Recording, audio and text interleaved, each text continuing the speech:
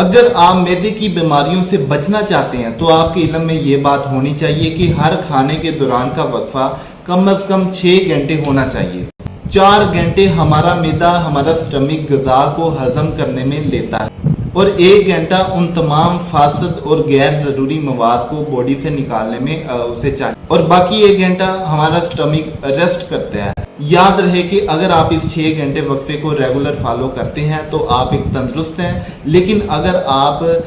کھانا کھایا ہوا ہضم نہیں ہوتا اور دوبارہ کھا لیتے ہیں، اس سے آپ کا معدہ برڈن میں آ جاتا ہے، جس وجہ سے پہلی غذا ہضم نہیں ہوتی اور دوسری غذا معدے میں آ جاتی ہے، جس سے معدہ برڈن میں آ کے ایک تو غذا کو جلدی ہضم نہیں کر پاتا، غیر ضروری فاسد مواد خارج نہیں کر پاتا، نہ ہی معدہ ریسٹ کر پاتا ہے، جس کی وجہ سے ہمارا سٹمک خراب ہوتا ہے اور اس سے باڈی میں بہت ساری کیمیاوی تبدیلیاں رونما ہونا شروع ہو جاتی ہیں۔ کھانا اتنا کھائیں جتنا آپ کی باڈی کو اس کی ضرورت ہے، اوور لوڈ اوور ایٹنگ کبھی نہ کریں۔